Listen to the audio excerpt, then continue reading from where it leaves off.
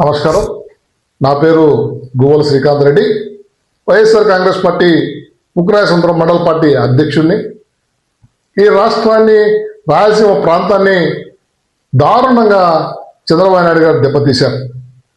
ఈ రాయలసీమ ప్రాంతాన్ని అంతా కూడా ఒక ఎడారి చేయాలనే ఉద్దేశంతో చేసిన కుట్ర కోణాన్నంతా కూడా తన రహస్య ఒప్పందం చేసుకున్న విషయాన్ని నిన్ననే తెలంగాణ ముఖ్యమంత్రి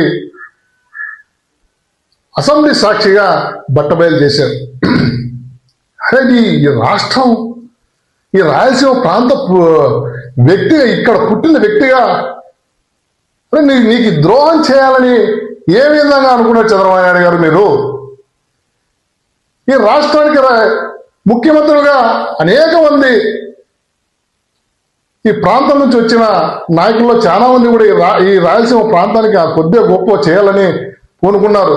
ఎక్కువ మోస్తారు ఈ రాయలసీమ ప్రాంతాన్ని బాగుపెట్టాలనే ఉద్దేశంతో రాజశేఖర రెడ్డి గారు కానీ, తన బిడ్డ జగన్మోహన్ రెడ్డి గారు కానీ ఈ రాయలసీమ ప్రాంతంలోని వ్యక్తులు, ప్రజలు ఎవరు కూడా ఇబ్బంది పడకూడదు, పక్క రాష్ట్రాల్లోకి వెళ్ళి కూలీలుగా కాకూడదనే ఉద్దేశంతో అనేక పరిశ్రమలు కానీ, లిఫ్ట్ ఇరిగేషన్ ప్రాజెక్టులు కానీ, హంద్రీనివా కాలువలు కానీ, ఇరిగేషన్ ప్రాజెక్టులు కానీ అన్ని కూడా తీసుకొచ్చిన ఘనత రాజశేఖర రెడ్డి గారిది, జగన్మోహన్ రెడ్డి గారిది. అయితే ఈ రాయలసీమ ప్రాంతం పచ్చగా ఉండకూడదు, ఎప్పట్లాగే ఎడారి ప్రాంతంలో ఉండాలా, ఎప్పట్లాగే ఫ్యాక్షన్ గొడవలతో నాశనం అవుతుండాలని ఒక తలంపుతో నువ్వు చేసుకున్న ఆ రహస్య ఒప్పందాన్ని నిజంగా సిగ్గనిపించడం లేదా? ఈ రాయలసీమ వాసి బిడ్డగా మేము అడుగుతున్నాం, ఒక రాయలసీమ ప్రాంత వాసిగా మా బాధ ఇది.